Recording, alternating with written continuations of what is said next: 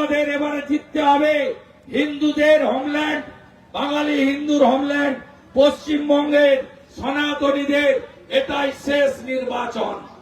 যদি ভুল করেন তাহলে আগামী দিনে গ্রেটার বাংলাদেশ হতে আর বেশি বাকি নেই।